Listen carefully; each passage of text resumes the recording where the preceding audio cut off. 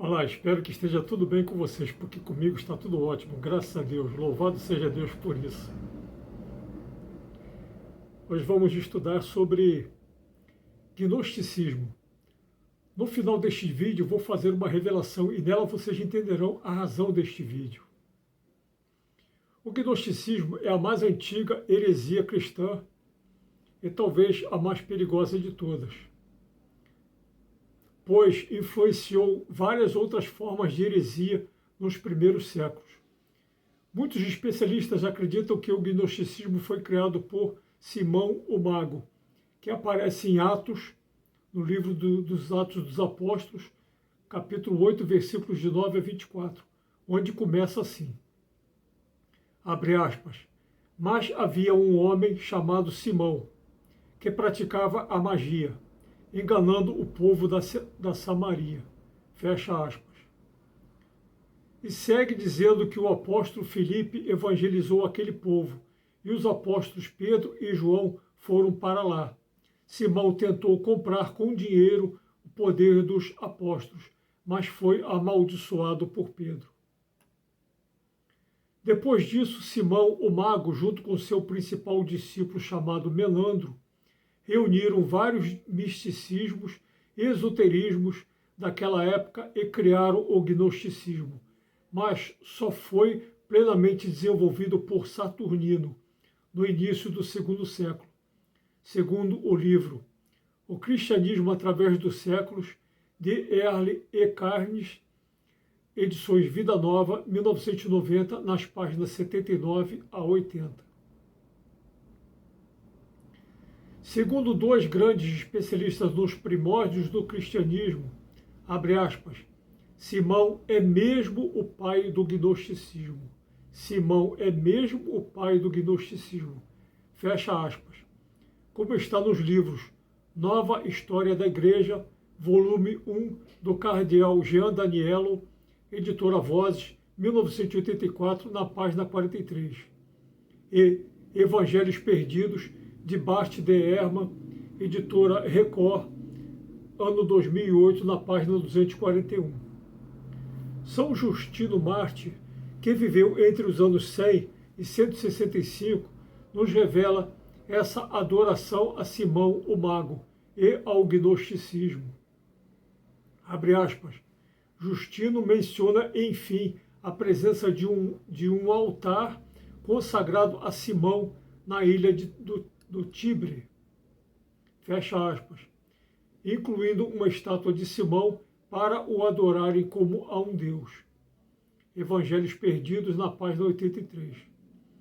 O gnosticismo passou então para o Egito, em Alexandria, onde foi defendido por Valentiniano e Carpócrates, na segunda metade do século II. A palavra gnosticismo, meus amigos, vem do grego gnosis, que significa conhecimento. Os gnósticos distorceram as doutrinas de Cristo, adaptando-as à filosofia de Aristóteles, dizendo que o Deus do Antigo Testamento falhou ao criar a matéria, que é ruim, e que Cristo veio somente em espírito, para ensinar como as almas devem se libertar dos corpos. Eles também pregam que Jesus Cristo, sendo somente espírito, não sofreu na cruz. No século VII, os muçulmanos pegaram esse gancho, escrevendo no Corão, que Judas Iscariote não se suicidou, mas tornou-se sósia de Cristo, sendo crucificado no lugar do Senhor, que subiu direto aos céus. Por esse motivo, os gnósticos pregam que o martírio dos santos foi inútil e que, portanto, ninguém é santo, pois Cristo, sendo somente Espírito, nunca sofreu com a paixão e crucificação. Muitas seitas cristãs atuais pegaram um gancho nessa interpretação gnóstica ao rejeitarem o martírio dos santos e condenando quem lembra do sofrimento de Cristo na cruz. Mas isso é um tremendo absurdo, pois foi exatamente dessa forma que Jesus Cristo nos salvou. Ainda no século II, o gnóstico Basílides afirmava que o Senhor Deus era apenas um entre 7 deuses e que sempre quis dominar sobre todos os outros. Em 1943, foram encontrados em Nag Hammadi, no Alto Egito, 51 livros gnósticos, todos escritos durante o século IV. Entre eles, o Evangelho de Tomé, Evangelho de Filipe, Evangelho da Verdade, Apocalipse de Adão, o livro do Grande Sete e o Evangelho Apócrifo de João, onde reinterpreta o livro do Gênesis como sendo o Criador um Deus ignorante e mau.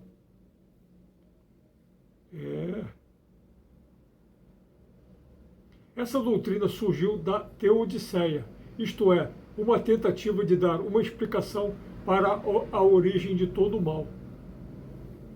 Segundo está no livro O Cristianismo através dos Séculos, na página 80.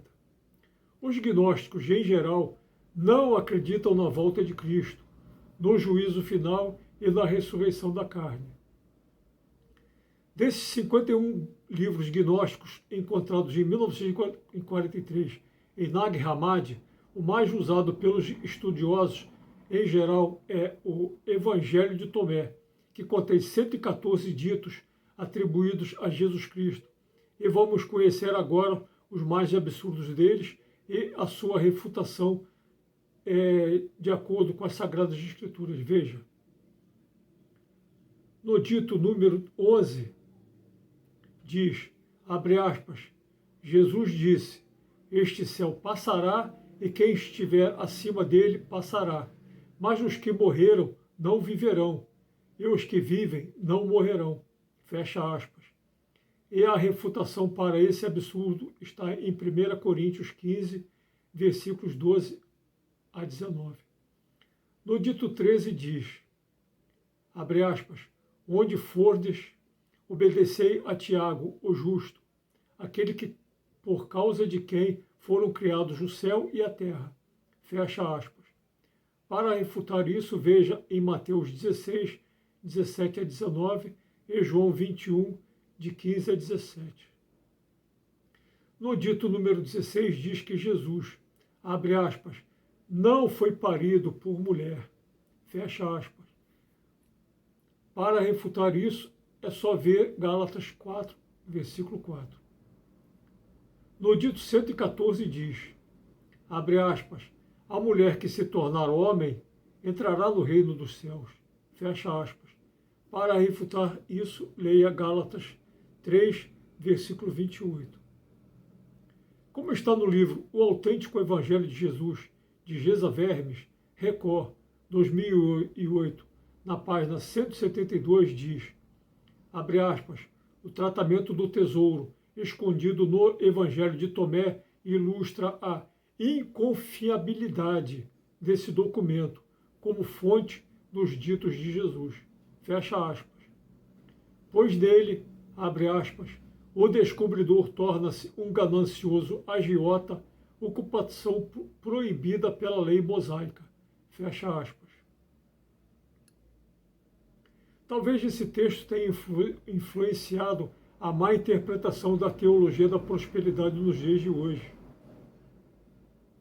As seitas gnósticas odiavam-se entre si, cada uma querendo se impor como a verdadeira entre as demais.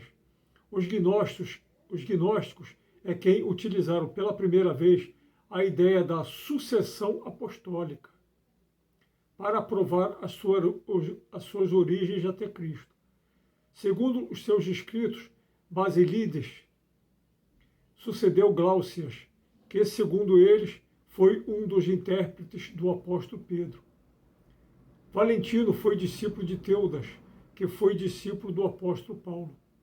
Carpócrates foi discípulo de Mariamne, que foi discípulo do apóstolo Tiago. Essa ideia de sucessão apostólica foi adotada posteriormente pela Igreja Católica, segundo o livro História do Cristianismo, de Paul Johnson, editor Imago, ano 2001, na página 68.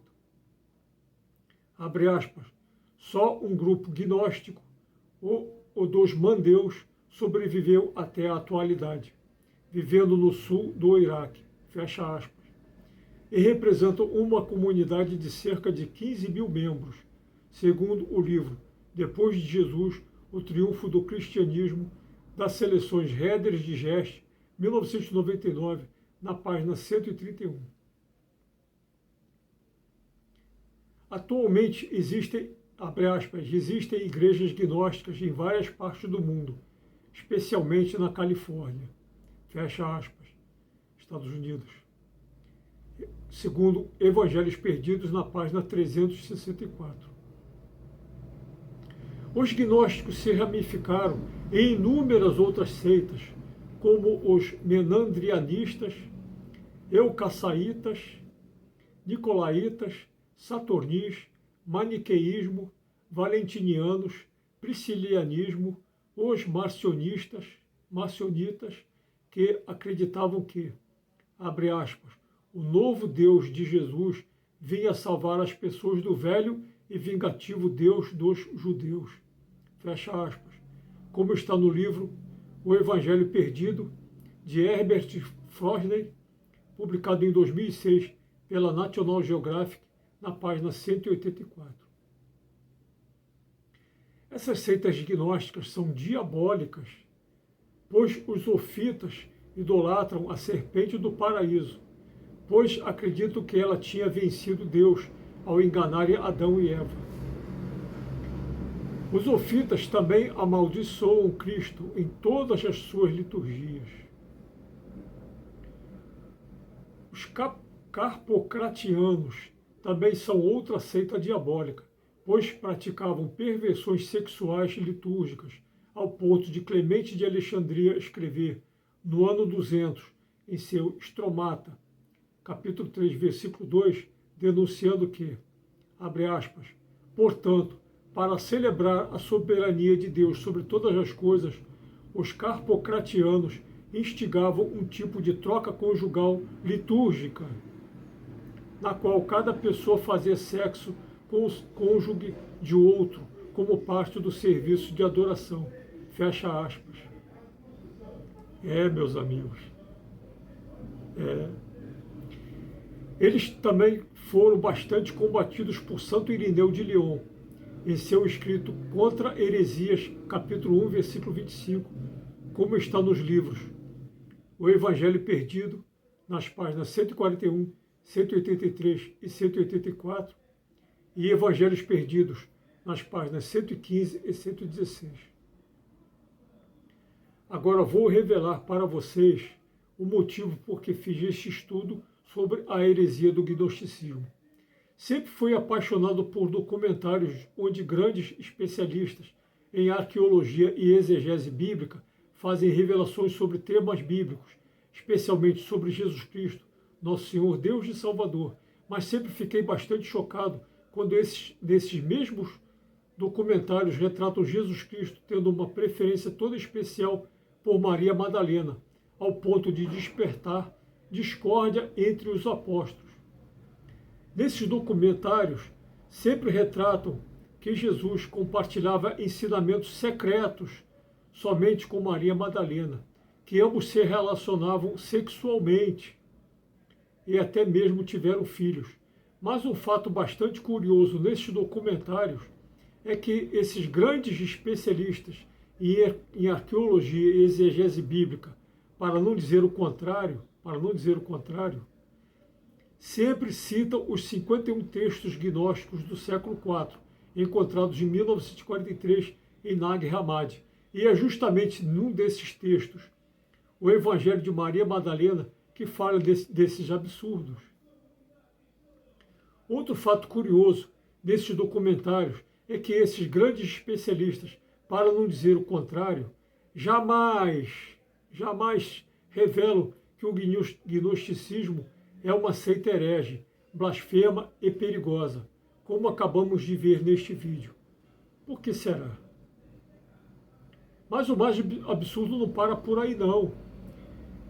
Esses, entre aspas, grandes especialistas bíblicos também usam os evangelhos apócrifos de Marcos e de Filipe, que também fazem parte desses 51 livros gnósticos de Nag Hammadi, para fazerem outras afirmações mais absurdas sobre Jesus Cristo.